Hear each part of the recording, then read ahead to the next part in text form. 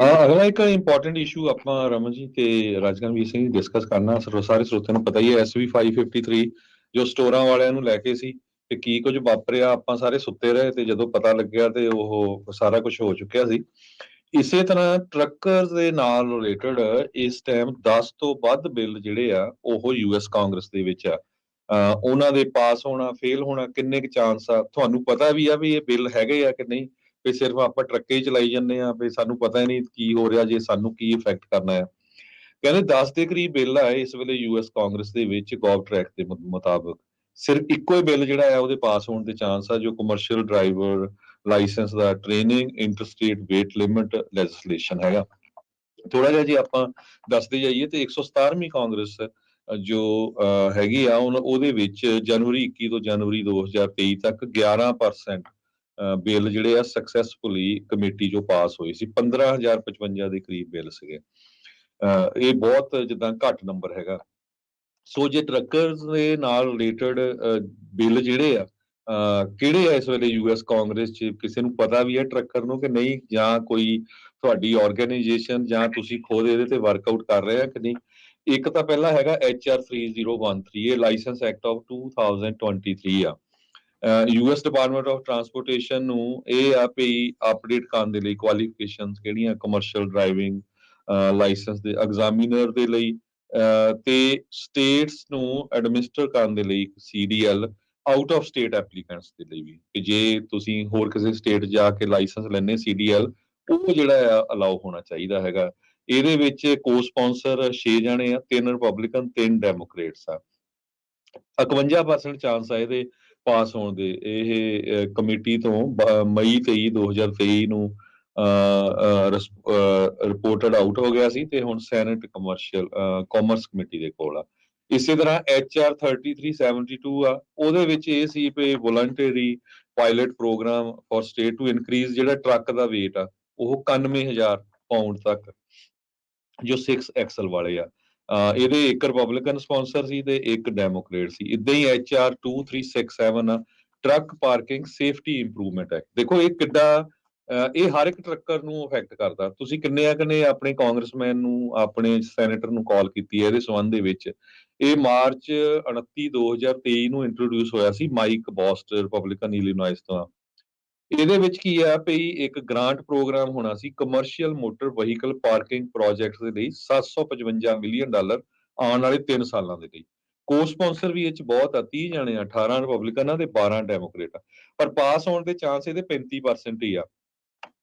ਸੋ ਜੇ ਆਪਾਂ ਜਿੰਨੇ ਟਰੱਕਰ ਆ ਇਹਦੇ ਉੱਤੇ ਆਪਣੇ ਆਪਣੇ ਕਾਂਗਰਸਮੈਨ ਆਪਣੇ ਆਪਣੇ ਜਿਹੜੇ ਸੈਨੇਟਰ ਆ ਉਹਨੂੰ ਤੁਸੀਂ ਕਾਲ ਕਰੋ ਵੀ ਭਾਈ ਇਹ ਸਾਡੀ ਸੇਫਟੀ ਦੇ ਲਈ ਚਾਹੀਦਾ, ਜੇ ਗ੍ਰਾਂਟ ਮਿਲਦੀ ਹੈਗੀ ਆ ਉਹਦੇ ਨਾਲ ਵਹੀਕਲ ਪਾਰਕਿੰਗ ਦੇ ਪ੍ਰੋਜੈਕਟਸ ਨੂੰ $750 ਮਿਲੀਅਨ ਮਿਲਣਾ ਤੇ ਪਾਸ ਹੋਣਾ ਚਾਹੀਦਾ।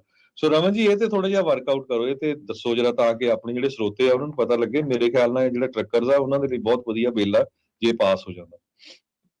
ਜੀ ਬਿਲਕੁਲ। ਆਪਣਾ ਭਾਜੀ ਆਪਾਂ ਜਿਹੜੀ ਹੈਗੀ ਆ ਇਸ ਵੇਲੇ ਜਿਹੜਾ ਪਾਰਕਿੰਗ ਦੀ ਸਿਚੁਏਸ਼ਨ ਹੈਗੀ ਆ ਉਹਦੇ ਵਿੱਚ ਸਾਡੀ ਜਿਹੜੀ ਲੈਟਰ ਹੈਗੀ ਆ, ਅਸੀਂ ਜਿਹੜੀ ਆਪਣੀ ਕੋਲਿਸ਼ਨ ਟਰੱਕ ਪਾਰਕਿੰਗ ਸੇਫਟੀ ਇੰਪਰੂਵਮੈਂਟ ਦੀ ਜਿਹੜੀ ਕੋਲਿਸ਼ਨ ਬਣੀ ਆ ਉਹਦੇ ਵਿੱਚ ਸਾਡੀ ਜਿਹੜੀ ਲੈਟਰ ਹੈਗੀ ਆ ਉਹ ਪਹੁੰਚ ਚੁੱਕੀ ਆ ਉੱਥੇ। ਜਿਹੜੇ ਹੈਗੇ ਆ honorary Kevin McCarthy speaker of the house ਤੇ ਆਨਰਰੀ ਹਕੀਮ ਜੈਫਰੀ ਡੈਮੋਕ੍ਰੇਟ ਲੀਡਰ ਜਿਹੜੇ ਇਹਦੀ ਜਿਹੜੀ HR 2367 ਦੀ ਜਿਹੜੀ ਹੈਗੀ ਆ ਉਹਦੇ ਬਾਰੇ ਦੇ ਵਿੱਚ ਜਿਹੜੀ ਇੰਪਰੂਵਮੈਂਟ ਹੈਗੀ ਆ, improve driver wellbeing, better driver recruitment and retention, maximise federal dollar, ਇਹਨਾਂ ਸਾਰੀਆਂ ਚੀਜ਼ਾਂ ਉੱਤੇ ਜਿਹੜੀ ਆਪਣੀ ਕੋਲਿਸ਼ਨ ਸਾਡੀ ਬਣੀ ਹੈਗੀ ਆ। ਜੇ ਮੈਂ ਤੁਹਾਨੂੰ ਕੋਲਿਸ਼ਨ ਦੀ ਡਿਟੇਲ ਦੇ ਦਿਆਂ ਤੇ owner operator independent driver association ਹੈਗੀ ਆ, retail industry leaders association, Midwest trucker association, North American Punjabi trucking association, American Apparel and Footwear Association, Truckload Carrier Association, American Highway Users Alliance, National Association of Small Trucking Companies, National Association of Truck Stop Operators, Western State Trucking Association, Transportation Intermediary Association. So ਇਹਦੇ ਚ ਕਾਫੀ ਜਿਹੜੀਆਂ Women in Trucking Association ਹੈਗੀ ਆ, Agriculture Transportation Association ਹੈਗੀ ਆ, National Motorist Association ਹੈਗੀ ਆ। Copy ਇਹਨਾਂ ਦੀ ਸੈਮ ਗ੍ਰੇਵ ਜਿਹੜੇ ਚੇਅਰਮੈਨ ਹੈਗੇ ਆ, ਰੈਂਕਿੰਗ ਮੈਂਬਰ ਹੈਗੇ ਆ, Rick Larsen house committee transportation infrastructure. ਇਹਨਾਂ ਸਾਰਿਆਂ ਨੂੰ ਇਹ ਜਿਹੜੀਆਂ ਚੀਜ਼ਾਂ ਹੈਗੀਆਂ ਅਸੀਂ ਡੈਫੀਨੇਟਲੀ ਇਹ ਚੀਜ਼ਾਂ ਕਰਦੇ ਹੈਗੇ ਆ। ਜਾਂ ਹੁਣ ਜਦੋਂ ਅਸੀਂ ਆਪਣੀ ਅੱਜ ਵੀ ਮੈਂ ਇੱਕ ਚੀਜ਼ ਉੱਤੇ ਗੱਲ ਦੇ ਉੱਤੇ ਪੋਸਟ ਜਿਹੜੀ ਕੀਤੀ ਹੈਗੀ ਆ ਕਿ ਜਿਹੜੇ ਸਾਡੇ ਪ੍ਰੋਬਲਮ ਇਹ ਹੈਗੀ ਆ ਕਿ ਅਸੀਂ ਚਲੋ ਠੀਕ ਆ, ਅਸੀਂ ਇੱਕ ਟੇਬਲ ਤੇ ਇਕੱਠੇ ਹੋ ਕੇ ਨਹੀਂ ਬੈਠ ਸਕਦੇ, ਲੇਕਿਨ ਵੋਟਿੰਗ ਜਿਹੜੀ ਆ ਨਾ, ਵੋਟਿੰਗ ਦੇ ਵਿੱਚ ਅਸੀਂ ਬਿਲਕੁਲ ਨਹੀਂ ਧਿਆਨ ਦਿੰਦੇ ਹੈਗੇ। ਮੈਂ ਪਹਿਲਾਂ ਵੀ ਕਾਫੀ ਪ੍ਰੋਗਰਾਮ ਦੇ ਵਿੱਚ ਇਹ ਗੱਲ ਕੀਤੀ ਹੈਗੀ ਕਿ ਮੈਂ ਸਰਵ ਕੀਤਾ ਹੈਗਾ ਐਜ਼ ਅ ਕਲਰਕ ਹੈ ਨਾ ਵੋਟਿੰਗ ਦੇ ਵਿੱਚ। ਸਾਡੀ ਕਮਿਊਨਿਟੀ ਦੇ ਲੋਕੀ ਕਦੀ ਵੋਟਿੰਗ ਬੂਥ ਤੱਕ ਆਉਂਦੇ ਹੀ ਨਹੀਂ ਗੇ। ਜੇ ਆਉਂਦੇ ਆ ਤਾਂ ਗਲਤ ਬੈਲਟ ਨਾਲ ਆਉਂਦੇ ਆ। ਯਾਰ ਅਸੀਂ ਬਹੁਤ ਜਿਹੜੀ ਕੋਸ਼ਿਸ਼ ਕਰਦੇ ਹੈਗੇ ਕਿ ਇਹ ਚੀਜ਼ਾਂ ਤੇ ਧਿਆਨ ਦਿਓ, ਕਿਉਂਕਿ ਇਹ ਚੀਜ਼ਾਂ ਜਿਹੜੀਆਂ ਆ ਇਹ ਚੀਜ਼ਾਂ ਤੁਹਾਨੂੰ ਇਫੈਕਟ ਕਰਦੀਆਂ ਹੈਗੀਆਂ। ਅਲਟੀਮੇਟਲੀ ਹਰ ਇੱਕ ਚੀਜ਼ ਤੁਹਾਡੇ ਤੇ ਜਿਹੜੀ ਆ ਇਫੈਕਟ ਕਰਦੀ ਹੈਗੀ ਆ। ਸੋ ਇਸ ਚੀਜ਼ ਨੂੰ ਜਿਹੜੀ ਆ ਤੁਹਾਡਾ ਜਿਹੜੀ ਅਸੀਂ ਮੈਂਬਰਸ਼ਿਪ ਨੂੰ ਜਿਹੜੀ ਜਦੋਂ ਕਹਿੰਦੇ ਆ ਨਾ, ਤੇ ਸਾਨੂੰ ਇਸ ਤਰ੍ਹਾਂ ਲੱਗਦਾ ਕਿ ਯਾਰ ਅਸੀਂ ਬੈਗਿੰਗ ਕਰ ਰਹੇ ਹੈਗੇ ਵੀ ਹਰ ਇੱਕ ਬੰਦੇ ਨੂੰ ਕਿ ਤੁਸੀਂ ਸਾਡੇ ਮੈਂਬਰ ਬਣਨ ਦਾ ਮਤਲਬ ਇਹ ਨਹੀਂ ਗਾ ਕਿ ਤੁਸੀਂ ਸਾਡੇ ਲਈ ਕੁਝ ਕਰਨ ਜਾ ਰਹੇ ਆ, ਤੁਸੀਂ ਆਪਣੇ ਲਈ ਕਰਨ ਜਾ ਰਹੇ ਆ। ਇਹ ਮੈਂਬਰਸ਼ਿਪ ਤੁਹਾਡੀ ਆਪਣੀ ਹੈਗੀ ਆ। ਜੇ ਕੋਅਲੀਸ਼ਨ ਆ ਜਾਂ ਐਸੋਸੀਏਸ਼ਨ ਆ, ਉਹ ਤੁਹਾਡੀ ਆਪਣੀ ਹੈਗੀ ਆ। ਉਹਦੇ ਵਿੱਚ ਜੇ ਤੁਹਾਡੀ ਮੈਂਬਰਸ਼ਿਪ ਹੈਗੀ, ਉਹ ਤੁਹਾਨੂੰ ਬੈਨੀਫਿਟ ਕਰਨਾ ਅਲਟੀਮੇਟਲੀ ਉਹਨੇ, ਠੀਕ ਹੈ ਨਾ। ਸੋ ਜਿੱਦਾਂ ਹਰਜੋਤ ਭਾਜੀ ਉਹਨਾਂ ਨੇ ਕਿਹਾ ਕਿ ਇਹ ਚੀਜ਼ਾਂ ਜਿਹੜੀਆਂ ਹੁਣ ਅਸੀਂ ਕਰੀ ਜਾਂਦੇ ਆ, ਬੈਕਗਰਾਊਂਡ ਤੇ ਕਰਦੇ ਹੈਗੇ ਆ। ਇਟਸ ਨਾਟ ਕਿ we are not doing it, but yes of course we need lot of help.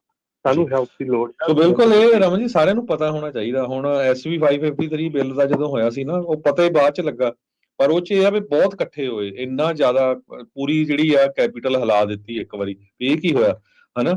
ਉਹ ਠੀਕ ਆ ਵੀ ਬਿੱਲ ਬੇਸ਼ੱਕ ਦੀ ਪਾਸ ਹੋ ਗਿਆ, ਹੁਣ ਉਹਨਾਂ ਨੂੰ ਪਤਾ ਲੱਗ ਗਿਆ ਵੀ ਨਹੀਂ ਏਦਾਂ ਨਹੀਂ ਹੈ ਬੈਠਣ ਵਾਲੇ, ਵੀ ਜੇ ਕੋਈ ਸਾਡੇ ਅਗੇਂਸਟ ਜਾਂਦਾ ਆ ਤੇ ਇਹ ਰੌਲਾ ਪਾਊਗੇ। ਸੋ ਸਾਡਾ ਰੇਡੀਓ ਦਾ ਮਕਸਦ ਇਹ ਆ ਵੀ ਤੁਹਾਨੂੰ ਦੱਸਣ ਦਾ। ਹੁਣ ਸਾਡੇ ਬਹੁਤ ਸ਼ੋਆਂ 'ਚ ਆਪਣੇ ਭਰਾ ਆ ਕੇ ਕਹਿੰਦੇ ਉਹ ਜੀ ਸਾਡੀ ਪਾਰਕਿੰਗ ਨਹੀਂ ਲੱਭਦੀ ਹੈਗੀ, ਬਹੁਤ ਵੱਡੀ ਪ੍ਰੋਬਲਮ ਆ, ਕੀ ਕੀਤਾ ਜਾਵੇ। ਹੁਣ ਉਹ ਬਿੱਲ ਕਾਂਗਰਸ ਦੇ ਵਿੱਚ ਆ ਤੇ 35% ਚਾਂਸ ਆ ਉਹਦੇ ਪਾਸ ਹੋਣ ਦੇ, ਤੇ ਜੇ ਤੁਸੀਂ ਰੌਲਾ ਪਾਉਂਗੇ ਆਪਣੇ ਕਾਂਗਰਸਮੈਨਾਂ ਨੂੰ, ਸੈਨੇਟਰਾਂ ਨੂੰ ਕਾਲਾਂ ਕਰੋਗੇ, ਤਾਂ ਨੈਚੁਰਲੀ ਉਹਦਾ ਜਿਹੜਾ ਅਸਰ ਹੋਊਗਾ। ਭਾਜੀ ਰੌਲਾ ਇਹੋ ਹੀ ਹੈ ਨਾ ਕਿ ਅਸੀਂ ਜੋ ਵੀ ਕੁਝ ਕਰਦੇ ਆ, ਅਸੀਂ ਟੂ ਲਿਟਲ ਟੂ ਲੇਟ ਹੁੰਦਾ ਆ। ਅਸੀਂ ਗ੍ਰਾਸ ਰੂਟ ਲੈਵਲ ਤੇ ਕੰਮ ਨਹੀਂ ਕਰਦੇ ਹੈਗੇ।